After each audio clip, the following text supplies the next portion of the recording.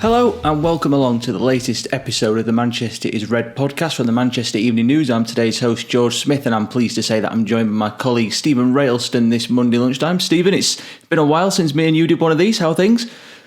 It's been a little bit of time, hasn't it, George? Really good myself, as listeners would have heard. I've just been on holiday, but back in the rhythm of things now and watching the Wimbledon final yesterday. We're recording on a Monday, obviously it was Sunday yesterday. I don't know if you watched it, George, but it was fantastic game. Djokovic, and I mean, to be fair, Djokovic gets a lot of hate, doesn't he? People aren't really big fans of him, but I quite like him. It's controversial, but I quite like Djokovic, and it was a shame to see him go down, but what a performance it was from Alcaraz. He's got a big future ahead of him. I'm not a tennis fanatic, but you had to just enjoy that yesterday. It was really good. Yeah, it was a cracking contest and a great way to end what had been a decent fortnight, to be fair. Really good ending, cracking game, and one that I'm sure many people will remember. But away from Wimbledon and back to the football and Manchester United, there is, of course, only one place to start this lunchtime, and that is, of course, with the decision of Erik ten Hag to strip Harry Maguire of the club captaincy. Maguire issued a statement on his social media page on Sunday afternoon confirming that he'd held talks with the manager and he had the armband stripped away from him. Stephen, first of all, obviously this was the headline news over the weekend. It was one that we all felt was inevitable after the way last season went for Harry Maguire. And I think overall it's the correct decision for both the club and Maguire, isn't it? Yeah, completely. I mean, Ten Hag came in and his first press conference was in Bangkok when they did the pre-season tour last year, and two names dominated that press conference: Cristiano Ronaldo and Harry Maguire. Obviously, Ronaldo's future was up for, there's uncertainty at that point. He didn't travel on the tour, and then the second questions and the third questions were about Maguire. And would he remain captain? Obviously, Ten Hag backed him, continued as club captain, but he was really just all but name, wasn't he? I mean, Fernandes was the real captain last season. He was the de facto leader. He had the real power in the dressing room. Maguire made just 8 league starts, and when you look at it, he slipped down that pecking order.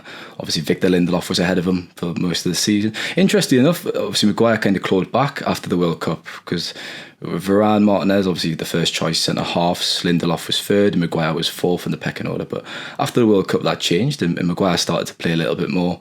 Lindelof regressed and he was kind of fourth pick. But towards the business end of the season, obviously Maguire had that game against Nottingham Forest. He was guilty. He played his role in the Sevilla defeat along with David De Gea, obviously in that game out in Spain. And he didn't really return to the team after that. And that wasn't a surprise. The wheels fell off for Maguire last season. He had a fantastic, pretty decent first 2 years of the club. Obviously £80 million he was signed for in 2019. He was the most expensive defender of the world, obviously at that point, which was, that price tag was always going to follow him around, wasn't it? And he was never going to be able to live up to it because he was never worth £80 million. But yeah, it was last season really it felt like the beginning of the end. It felt really hard to come back from that.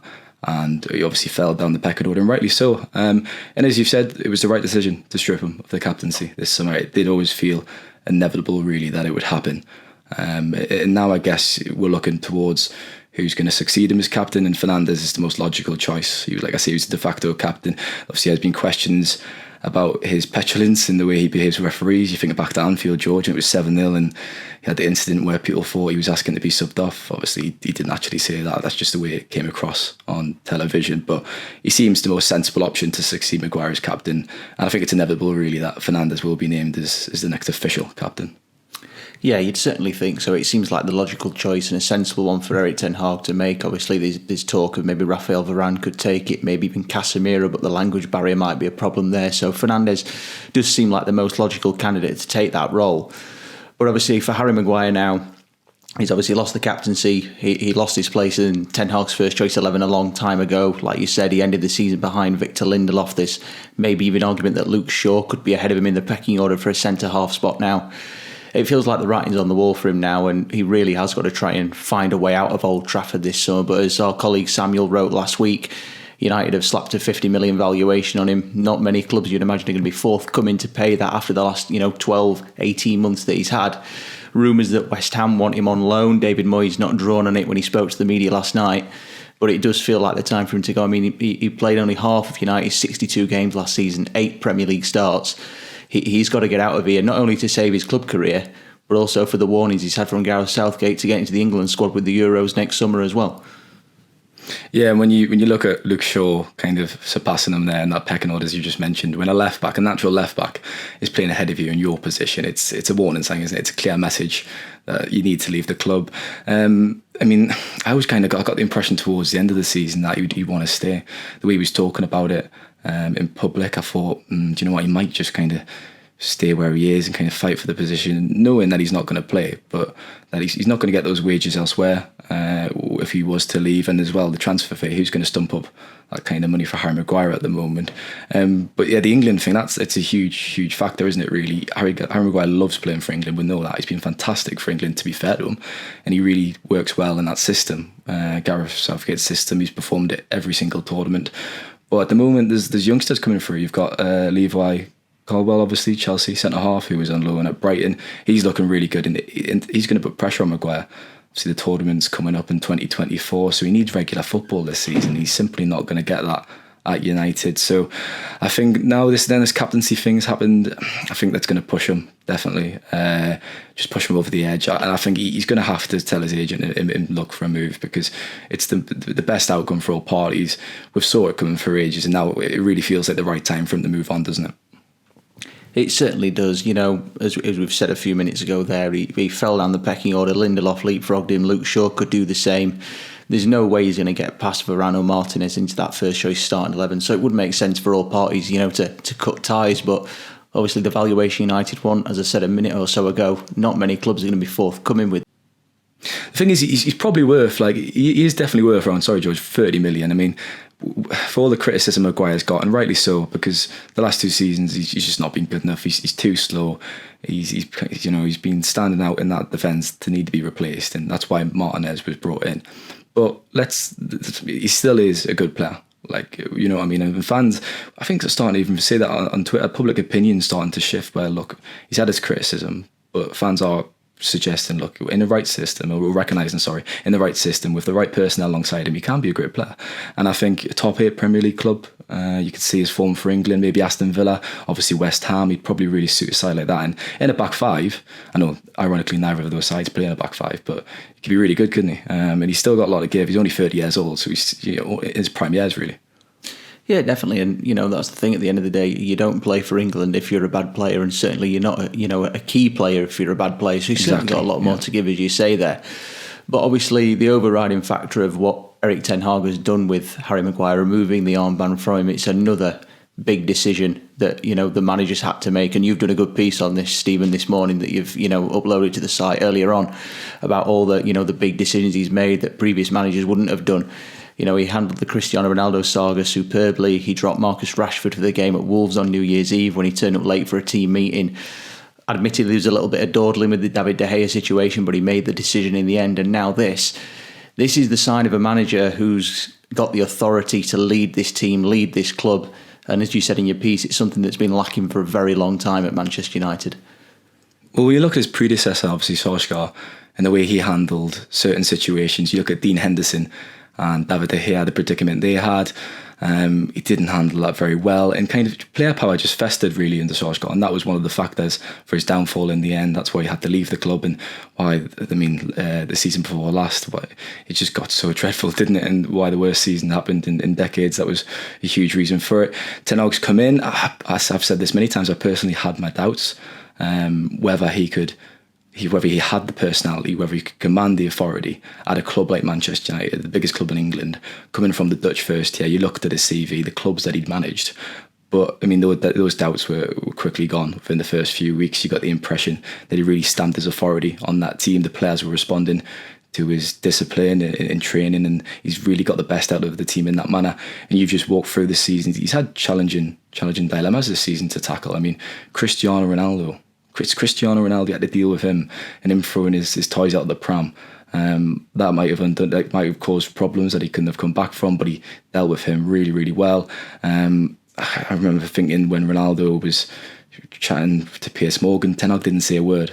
didn't say a word in the media, and he was the winner from all that, wasn't he? Really came out looking the best, and Ronaldo looked really stupid in the end. And look, he's playing in Saudi Arabia now, so that says it all about his ability and the correct decision to take him out of the team. You've touched about Rashford, obviously the day on Wolves, and he handled that really well. Rashford was late to the meeting, dropped them, no problems. Rashford agreed it was the right decision, came on, didn't he? And he scored the winning goal at Molineux. So yeah, you look at all these big decisions that Ten Hag makes, and he's got every single one right. David De Gea. The thing is, David De Gea, he could have been offered a new contract, couldn't he? But Ten Hag did settle on the right way to handle it in the end. He became increasingly indefensible at the business end of last season. Too many mistakes. Didn't align with his vision. He had to go. Finally, he's gone. So you've got Ronaldo gone. You've got David De Gea, who's obviously departed. Two genuine legends of the club. And Ten Hag's not been afraid to tackle their situations, and now Maguire obviously getting stripped of the captaincy. It could be argued that he should have done it last summer, but I think it was the right decision, really, because it would have caused politically, I think it was the right decision to keep with him, stick with him, see how the season developed. And it's clear that obviously Maguire is down the pecking order, so now was the time to relieve him of his duties, really, and I think he's handled it really well. Yeah, he has. He's done a superb job, both on and off the pitch. He's given United an identity with their style of play again. As you said, he's made all those really tough decisions. And 12 months ago, we were sat here in the in the middle of the pre-season tour. Obviously, the season kicked off a little bit earlier. We were all kind of guessing, what's he going to bring, what's he going to do. But 12 months on, he's established himself as the elite level coach that Manchester United wanted. It feels like 2 years. Doesn't feel like 12 months. God, we were talking about Ronaldo. That was December, end of November time. It's been a long season, George. But no, exactly. He's had a fantastic first 12 months at the club, and he's really asserted himself. And with every month that's gone on, he's got more powerful. And now the players know where the power lies. They know who the boss is. They know if they don't fall in line, they're going to be moved on. And that's key. That's the message that has to be sent, really. The dressing room needs to know. And that can only bode well going into the new season and for the new signings coming in as well. Yeah, definitely. That's the thing. If he's prepared to take Cristiano Ronaldo on and discipline him, he's going to do it with anybody. Once you've handled him, you can handle anybody in this sport. So, yeah, fully agree with everything you've said there. It really does show that the player power era is over at Old Trafford. But that concludes part one of this Manchester is Red podcast. We'll be back in part two in a moment's time to have a little chat about what happened at Carrington over the weekend and look ahead to the clash with Lyon this week in Scotland.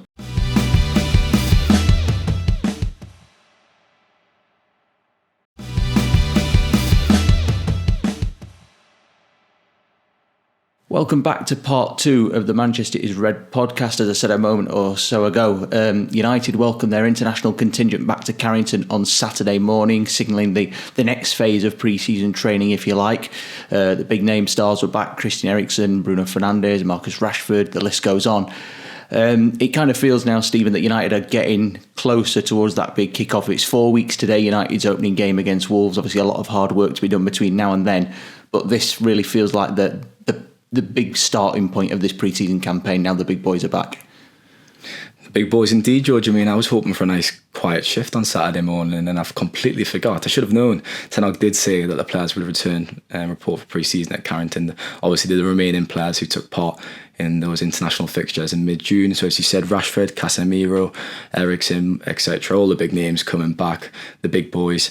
Obviously just doing routine tests on Saturday. Didn't really do much ball work, obviously just light ball work, getting back into the rhythm of things again.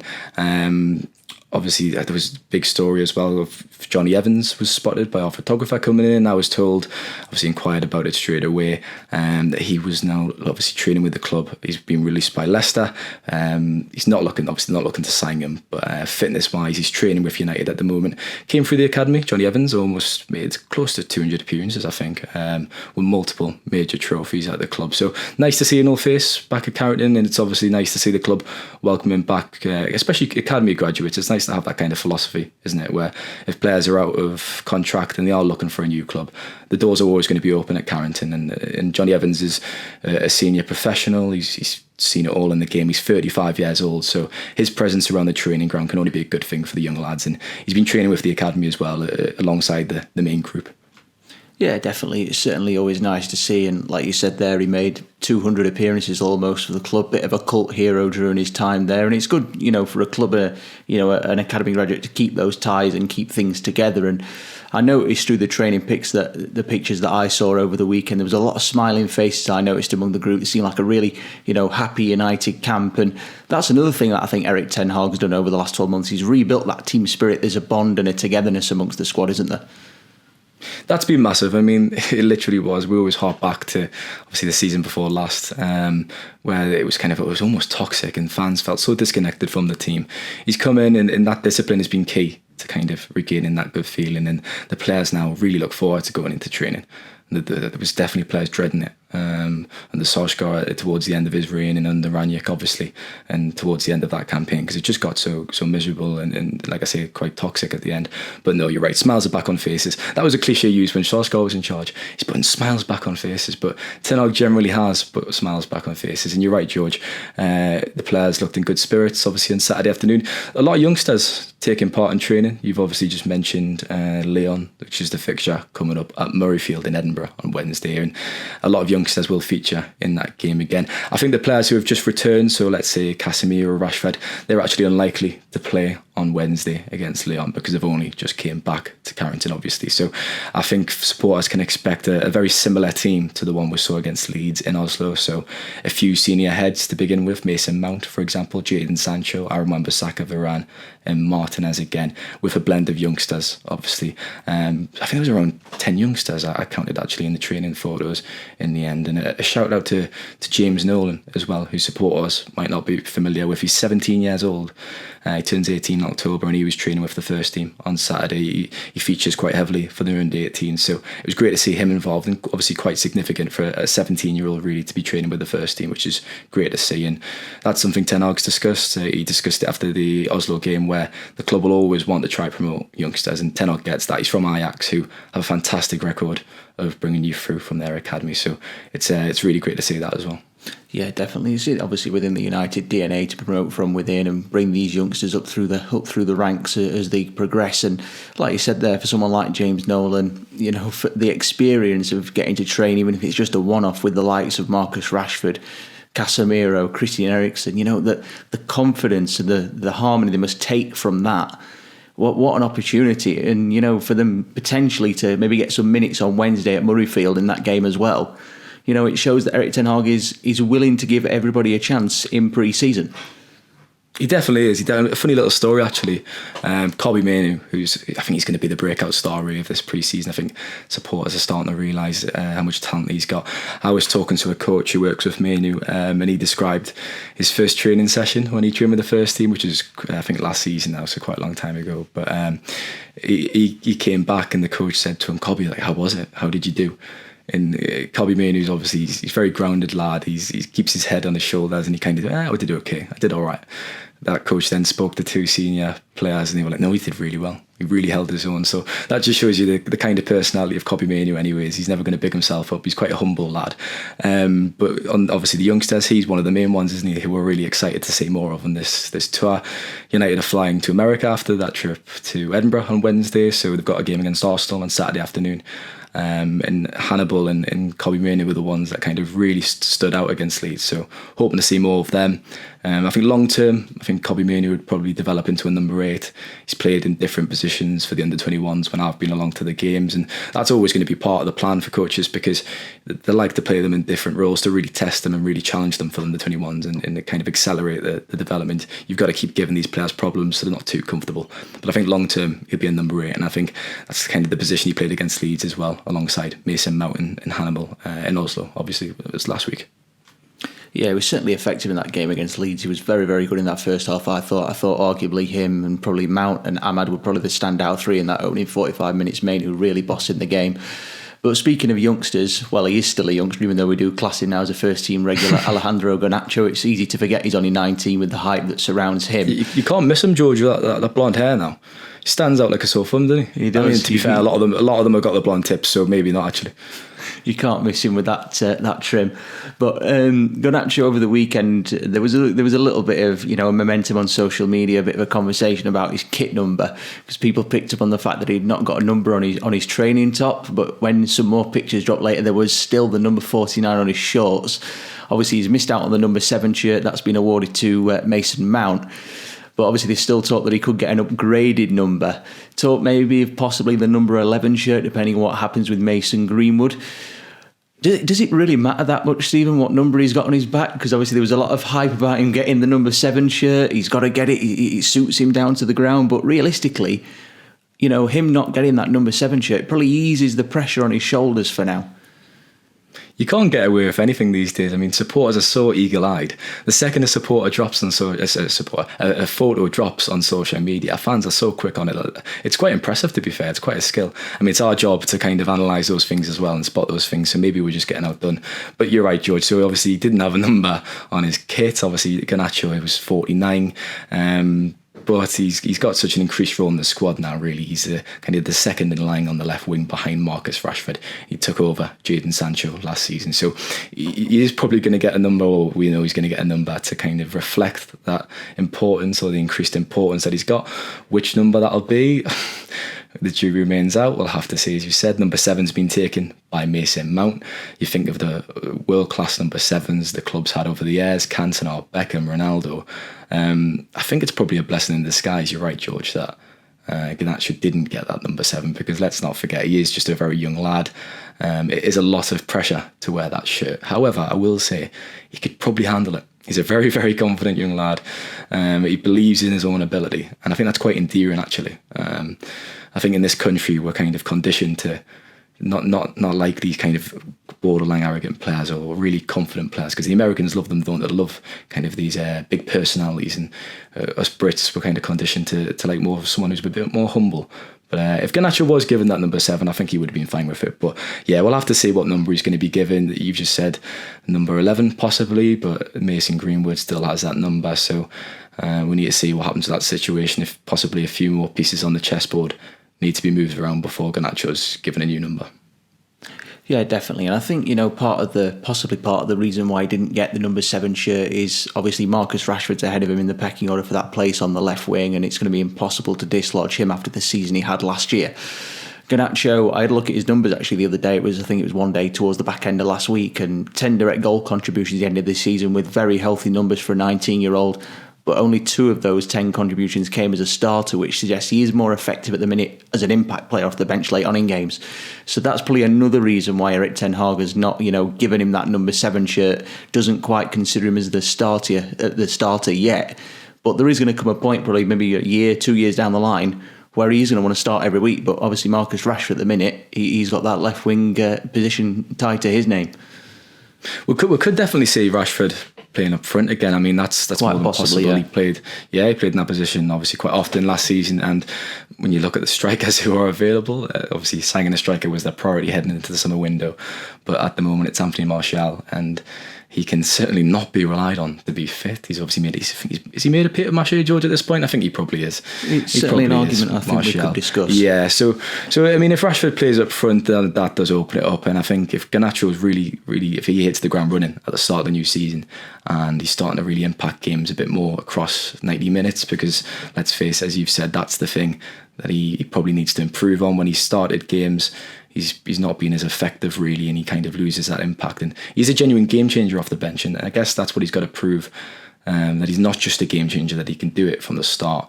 But let's not forget as well, like Garnacho was supposed to be, in terms of usual progress, he would have been part of the under-21s last season. And he's obviously surprised coaches at the rate of his progress. He's took to it like a duck to water. I was going to say a water to duck there, but that wouldn't have made much sense. And he's been generally really impressive. And what I love about him, he's just so exciting. When he gets the ball, he's fearless, and he's almost got that kind of the naivety of youth, I guess, where he is so confident. He's not being burdened down yet by anything, and he gets the ball and he just looks to attack fullbacks. He looks to take them on, and he's got that ability, and he gets fans on the edge of their seats straight away. And you compare him to Jadon Sancho, who we've discussed at length on these podcasts. Sancho is so frustrating, I think, when he gets the ball, because he wants to play inside. He wants to cut back and kind of make 1-2s or make a pass or have a shot. Garnacho drives to the byline, doesn't he? He looks to get across and he looks to find a striker, and that's what makes him generally unique on that side. And I just love watching him. I think he's so exciting. He's got a massive future ahead of him, regardless of which number he takes. Yeah, and the signs of that were there, weren't they? In that run to the FA Youth Cup final last year, he was the poster boy of that journey to the final and winning the trophy. But you've raised a good point there with Jadon Sancho. Garnacho did far more last season, to get bums off seats and excite the crowd than Jadon Sancho did.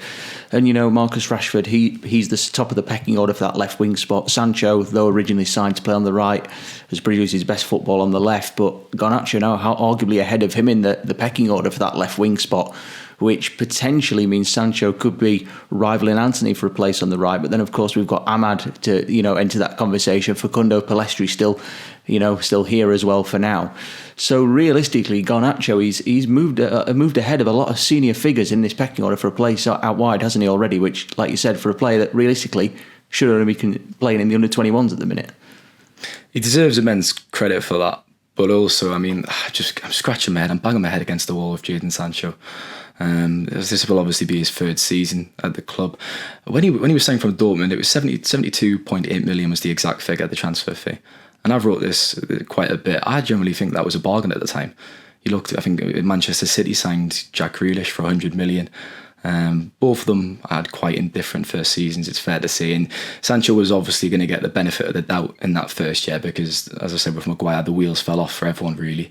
David De Gea and Ronaldo, ironically because they've both left, were the only two players to emerge with credit from that season. So look, Ten Hag came in and he looked really good last pre-season. They went on that tour obviously of Thailand and Australia. He looked like he had a point to prove. He looked hungry. There was that spell who opened up the season, didn't have defeats against Brighton and Brentford, but then 4 consecutive wins followed: Arsenal, Liverpool, Leicester and Southampton.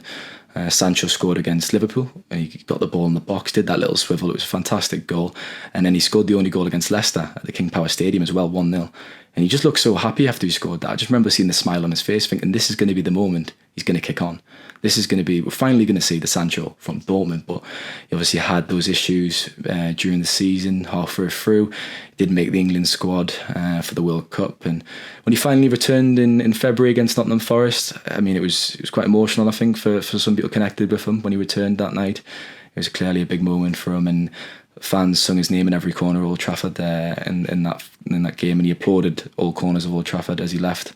And it, like I say, it felt like the moment, right, come on Sancho, kick on from here, let us see what you're made of, kind of thing. But he kind of regressed again, and you've just talked about which position he's best in. Is he best on the left? Is he best on the right? He's been tried down the middle. He's not going to play down the middle. He's not a creative midfielder centrally, just doesn't work there in my opinion. And on the right, he's not as effective. He's definitely best on the left, really, essentially. And you've got Rashford and Garnacho on that side. So the logical thing is to play him on the right. But it's a bit of a mess. It's becoming a bit of an enigma, really.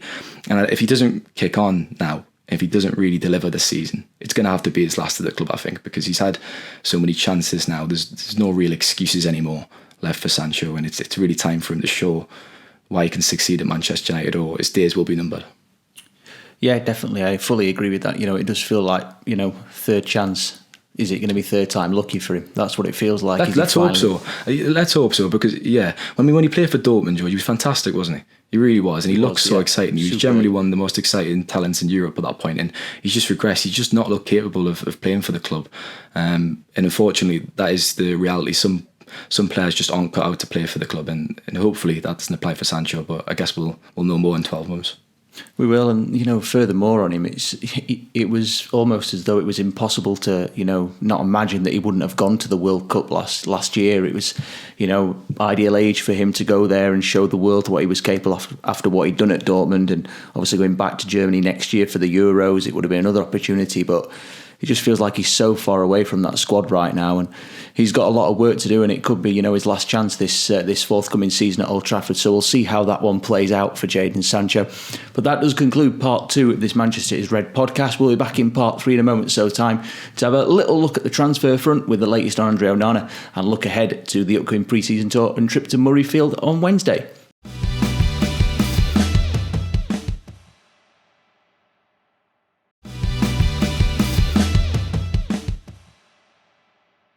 Welcome back to part 3 of this Manchester is Red podcast.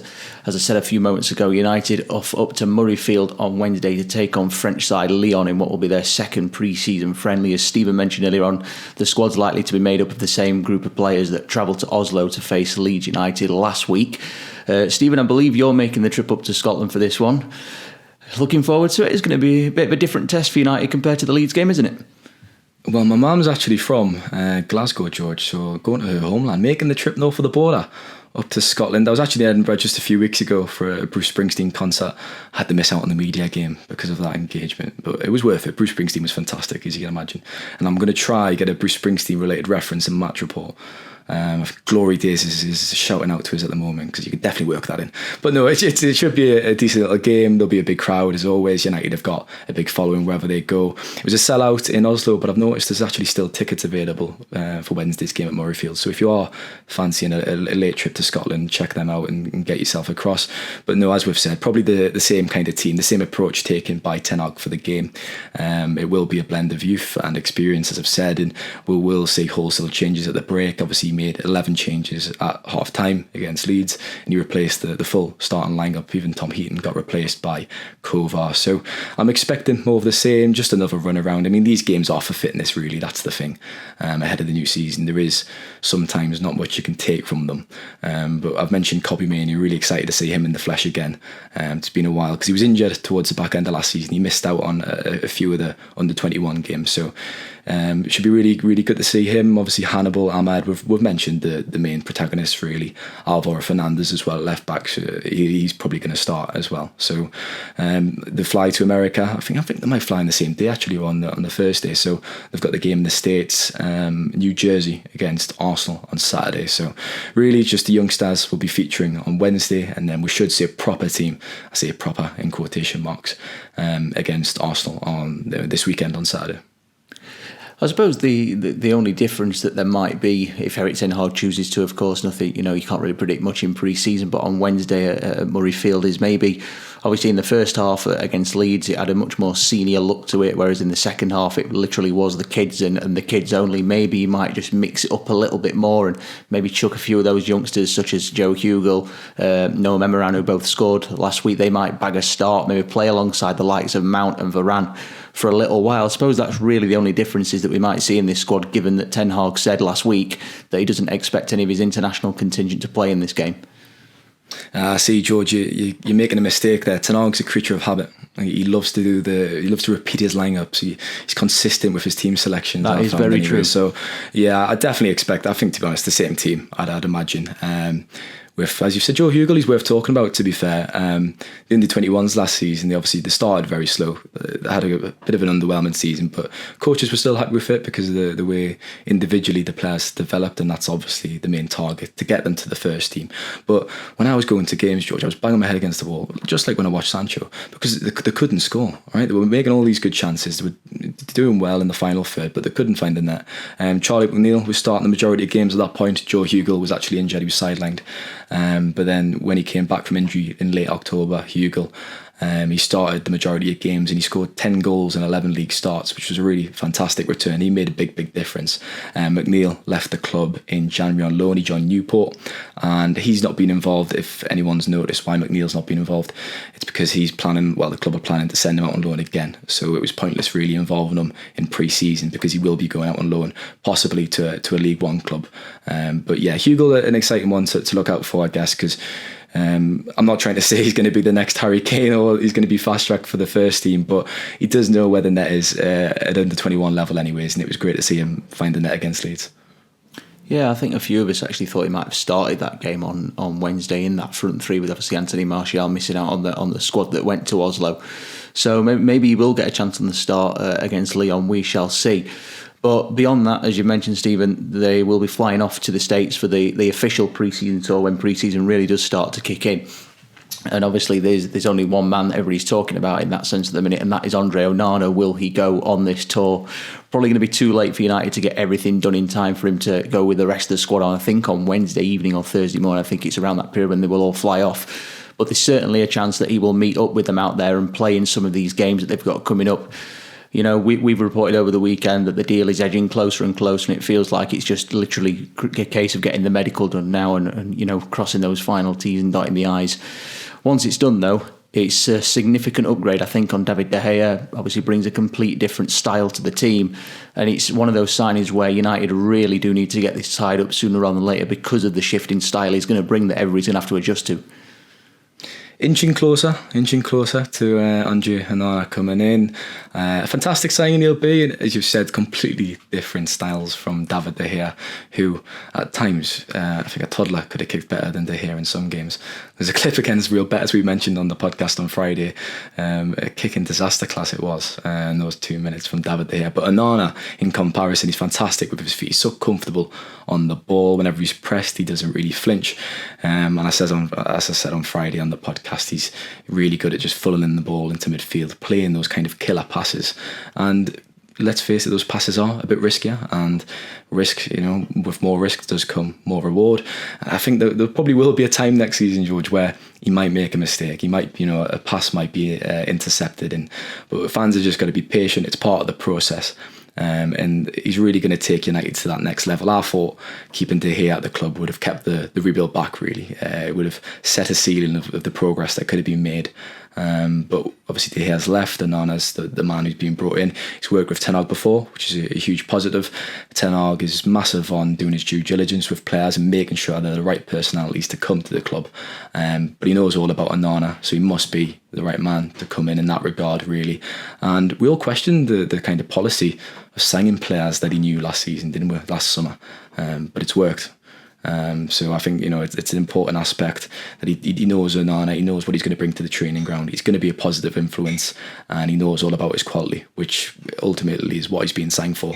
And it'd be great to see him link up with the squad, obviously in America. It was really important to have a goalkeeper for the tour. I think it would look quite amateur and quite embarrassing, really, to go on that tour without a number one goalkeeper. So really positive on that front, and hopefully now we get a striker in, because as I said, the striker was the priority, but we've had Mason Mount. We're expecting Andre Onana this week, so let's get a striker in, because that team desperately needs a goal scorer.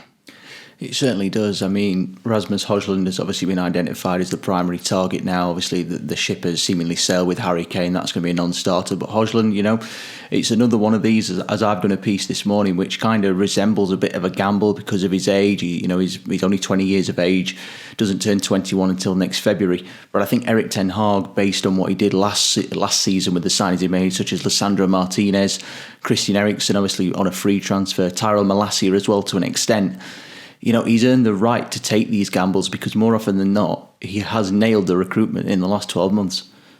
He certainly has. I mean, I'd argue the jury remains out on Anthony, but with the exception of Anthony. Seen flashes. Yeah, definitely flashes. That's the thing. He's not sustaining it, is he? Similar with Sancho, I've talked about, and he kind of has the same problems where he cuts inside all the time. That's obviously his preference. To be fair, when he does hit one with that left foot and they do stay hit, and they're often nestled into the top corner, he certainly can hit them from distance. But yeah, he needs to improve again next season, Anthony, I think. But you're right, George. Ten Hag's earned that trust. It goes back to being the most powerful man at the club, really. He's earned that, and he is becoming the most powerful man. And he is kind of overseeing that transfer strategy. He's getting who he wants. With the striker situation, with Højlund, obviously, he feels attainable.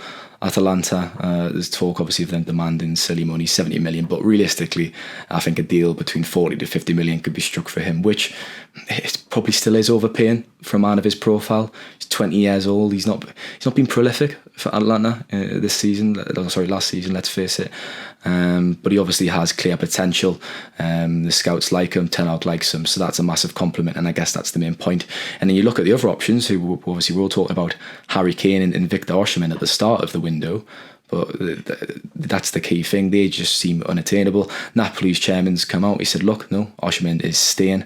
Harry Kane, we all know about Daniel Levy. He's a B-Tech Bond villain, isn't he? He's never going to let Harry Kane go for cheap. Bayern Munich are obviously in talks for him as well.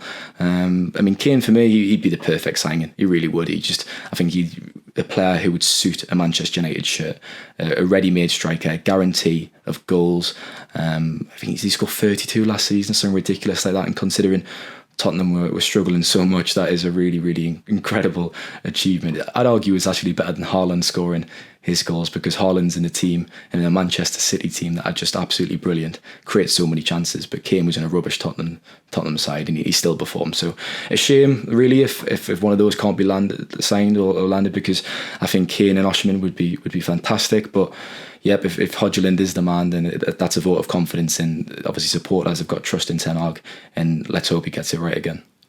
Yeah, definitely. And I think just lastly as well on Højlund, it is a bit of a risk. It is a bit of a gamble. I think he only scored 10 goals last season. It's not exactly a record that, set the world alight, but he's only 20 years of age. He's got a lot of potential. If it is a move that works out well and he does, score a lot of goals, he's got the potential to fill that number 9 spot for maybe up to a decade and beyond. And as well as that, if it pays off and he is the striker United side, Erik ten Hag effectively has rebuilt the spine of that team all the way through from Onana all the way to Højlund, with Martinez and Casemiro in there as well. So it does, say Onana gets over the line, they get Højlund, that could be the final piece in the jigsaw. It's still not enough though, that's the thing. And I mean, realistically, they could spend 150 million between those players. And at the moment, that would be their budget kind of gone. They need to raise some money from some sales. So if I have Mount, Onana and Højlund coming in, it'd be a great start. But realistically, if you want to kind of put more pressure at the top end of the table, really try to kick on, which is the target, because everyone around United are improving. Chelsea have obviously got a multi-million squad. Pochettino will get more of a tune out with them next season, undoubtedly. Liverpool will improve. I'd say again they've made a few good signings. And obviously Arsenal, Declan Rice, what a great addition. And Manchester City are still Manchester City. So the competition in the top 6 is going to be really tough, really, next season. So probably another defender, another striker is required after that. As I've said earlier on, it's kind of you moving the pieces around the chessboard. Could we see Harry Maguire leave the club, raise a significant fee there, maybe 30 million? Dean Henderson as well, he looks set to leave Nottingham Forest. That could be another 30 million. So that's another 60 million or so that you can invest in the squad. Because let's face it, like another striker is needed. If it's just Højlund and Rashford, and I mean, as I said, you can't rely on Martial. It'd be great to have a senior striker brought in, really, a prolific goal scorer, and then have Højlund as the backup. That would be the ideal scenario, I guess. Whether that happens or not, we'll have to see. And I guess, as I say, it depends on player sales, because they do need to raise a bit of money. Yeah, they certainly do, and that's going to dictate how this window goes between now and the 1st of September. And I think there's also an argument as well, maybe for another backup defensive midfielder. If they lose Casemiro, that midfield looks quite light. And Casemiro loves a yellow card and a red card. He does. So, he's definitely going to be suspended at some point next season. That's just inevitable. And 31 years of age as well, with no guarantees he's going to be able to play every single game. If United progress deep into both domestic cup competitions like they did last season, they've got the Champions League to contend with as well. So, I think personally another defensive midfielder could be something United look at. There's been talk of Sofian Amrabat. Again, is the budget going to allow them to do that? Time will tell. It's going to be a lot relying on player sales, and that's somewhere else that United really do need to try and speed up the process with, even though, of course, that is an easier said than done task.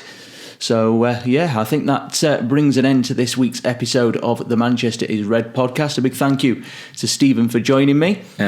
George, one thing I will say, sorry, I'm interrupting your outro there, George, which is a bit of a disgrace, but what I will say, if United do sign Andre Onana this week and they don't use Rihanna's song, Onana, What's My Name, it'll be a disgrace, George.